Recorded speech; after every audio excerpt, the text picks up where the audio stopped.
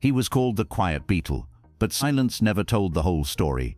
Behind George Harrison's calm exterior was a man torn between devotion and resentment, love and betrayal, peace and fury. For decades, he was pushed to the background, dismissed by his own bandmates, and underestimated by nearly everyone. Yet, when his voice finally broke through, it changed the course of rock history. From brutal childhood poverty to messy affairs, from spiritual awakenings to shocking contradictions, Harrison's journey was far from quiet. This is the untold story of the Beatle who refused to stay in the shadows. George Harrison's life began in turbulence. Born February 25, 1943, in Liverpool, his earliest days unfolded under the constant threat of World War II bombings. His family lived in a cramped two-bedroom house where survival was a daily battle. His father, Harold, worked as a bus conductor on meager wages, while his mother, Louise, scrubbed offices late at night just to keep food on the table. Often, meals were so small that George and his siblings went to bed hungry. Despite the hardship, George's mother nurtured his spark. She pawned personal belongings, even her wedding ring, to help fund his love for music. That passion was ignited at age 12 when he heard Elvis Presley's Heartbreak Hotel blasting from a stranger's window.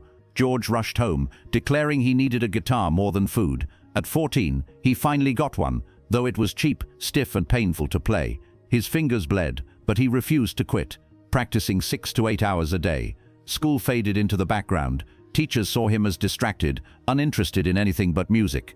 But that relentless obsession would soon pull him out of poverty and throw him into one of the most famous bands in history. When George first auditioned for John Lennon's group, the Quarrymen, Lennon hesitated. At only 14, George looked more like a kid tagging along than a serious musician. Lennon thought he was too young, but Paul McCartney insisted George's talent couldn't be ignored. Eventually, George won his spot, but not his place as an equal. From the beginning, George was treated as the little brother of the band. Lennon could be dismissive, brushing aside George's opinions before he finished speaking. McCartney, though friendlier, brought his own frustrations. In the studio, Paul's perfectionism meant he often corrected George's guitar parts, telling him what to play and when. What started as guidance soon felt suffocating. The public added to the problem. Reporters branded each Beatle with a simple label. John was the smart one, Paul the cute one, Ringo the funny one. George became the quiet one. It stuck, and it trapped him. Fans and media overlooked his humor, creativity, and growing songwriting ability. Even worse, John and Paul's songwriting partnership left little room for George's contributions. He was often restricted to 1 or 2 songs per album, no matter how strong his material. The resentment started early, and it never fully went away. At 17, George found himself in Hamburg, Germany, with the Beatles. The glamorous dream of being a musician vanished quickly. The band played in seedy nightclubs where sets lasted 8 hours, stretching until dawn. Owners demanded energy and chaos, forcing George and the others to improvise endlessly to keep drunk crowds entertained. The living conditions were even worse. The Beatles slept in filthy rooms behind the clubs, surrounded by smoke, noise, and dirt. The neighborhood, Hamburg's Reeperbahn, was rough, filled with crime, fights, and temptation. For George, still just a teenager, it was a brutal crash course in survival. But those exhausting nights forged him into a professional. Endless repetition toughened his fingers, sharpened his timing, and gave him the stamina that defined his later playing. He experimented with amplifiers and pickups, helping shape the sharp, aggressive guitar tone that made the Beatles stand out. Hamburg transformed the group musically, but socially, George still felt excluded. Lennon and McCartney were deepening their songwriting bond, often leaving George out of decisions. Hamburg gave George the skills to thrive, but it also carved deeper lines between him and the band's leaders. He was becoming indispensable on stage, but still invisible off it. By the late 1960s, the Beatles were no longer the tight band that once stormed the world. Constant arguments, especially between George and Paul, poisoned studio sessions. The breaking point came during the Let It Be rehearsals, caught on film. Paul, obsessing over details, nitpicked George's every guitar note, correcting him in front of cameras. George stayed calm, but the humiliation was visible. Tensions weren't new. Years earlier, during Hey Jude, George tried adding guitar fills after Paul's vocal lines. Instead of encouragement, Paul cut him off, dismissing the idea outright. George said nothing, but the sting never left. Worse still, John and Paul repeatedly ignored George's growing pile of songs.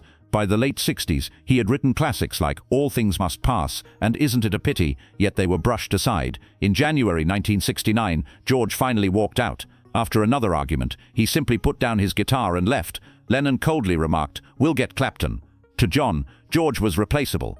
Though he eventually returned, it was on his terms, demanding respect, more songs, and a better studio environment. For George, the cracks in the Beatles were no longer just creative, they were personal wounds that never healed. On the surface, George's marriage to model Pattie Boyd looked perfect. They met during the filming of A Hard Day's Night and quickly became the glamorous it couple of the Beatles world. But behind the image, cracks spread. George's fame, drug use and emotional distance left Pattie feeling abandoned. Enter Eric Clapton, George's closest friend. Clapton became infatuated with Pattie, writing love letters and pouring his obsession into the song Layla. At first Pattie resisted, but as George drifted further away, she eventually left him for Clapton. For George it was both personal and public humiliation. But George wasn't innocent. His own affairs were numerous, the most shocking being with Maureen Starkey, Ringo Starr's wife. George openly admitted the relationship to Ringo, devastating both families. Pattie herself once discovered George in bed with Maureen. Even John Lennon condemned the situation, disgustedly calling it virtual incest. The contradictions were glaring. George often preached love, peace and devotion, but lived recklessly in betrayal and self-indulgence. His personal life was now as fractured as his musical one, and while fans saw a serene spiritual figure, those closest to him saw the chaos beneath. George's reputation as the spiritual Beatle began in the mid-1960s. A chance LSD trip introduced him to new ways of thinking, leading him to Ravi Shankar, Indian music, and eventually Hinduism and the Hare Krishna movement. George dove into meditation, prayer and philosophy, searching for peace beyond fame. But his life was full of contradictions. While he sang about the emptiness of materialism, he lived in Friar Park, a 120-room mansion with sprawling gardens. While he told others to avoid indulgence, he smoked heavily, drank and used cocaine throughout the 1970s. At one point he even warned Elton John about the dangers of cocaine, while still using it himself. These hypocrisies weren't lost on his friends. Some saw him as a preacher who couldn't follow his own teachings, but others recognized the struggle of a man caught between two worlds, the material pull of rock stardom and the spiritual longing for something higher. George could sit in quiet meditation one moment, then speed off in a luxury car the next. His life was a balancing act between extremes, and the conflict only grew sharper once he finally escaped the Beatles' shadow. When the Beatles dissolved in 1970, many wondered if George could stand alone. For years he'd been limited to scraps, just 1 or 2 songs per album. But once free, he unleashed everything he had been holding back. The result was All Things Must Pass, a triple album bursting with songs that John and Paul had rejected. Tracks like My Sweet Lord, Isn't It a Pity, and the title track revealed the depth of his backlog. The album outsold Lennon and McCartney's early solo efforts, shocking critics who had dismissed George as the quiet one. George didn't stop there. In 1971, he organized the Concert for Bangladesh, the first major benefit concert in rock history. With stars like Bob Dylan and Eric Clapton, it raised millions and set the stage for future events like Live Aid. But legal and tax issues tied up much of the money, souring the experience. Despite his success, George's bitterness lingered. He even joined Lennon on the scathing How Do You Sleep, a song attacking Paul McCartney. The wounds of the Beatles' breakup never healed. George had proven his genius, but he still carried the scars of being ignored for so long. By the late 1980s, George had achieved respect but still carried resentment. In 1988, when the Beatles were inducted into the Rock and Roll Hall of Fame, Paul refused to attend. Ringo appeared drunk. George kept his speech polite, but the tension was obvious. The Beatles' divisions were still raw. The pain of unfinished business ran even deeper with John Lennon. When Lennon was murdered in 1980, George admitted they had never fully reconciled. He felt John had never respected him as an equal, and the loss haunted him. George's greatest battle, however, was with his health. A lifetime of smoking led to cancer in the 1990s.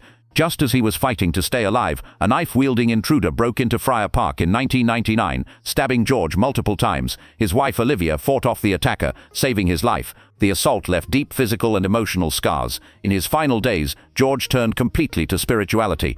Surrounded by family and Hare Krishna devotees, he meditated and chanted. His last words were simple: "Everything else can wait, but the search for God cannot wait." On November 29, 2001, George Harrison passed away, leaving behind brilliance, contradictions, and a legacy unlike any other.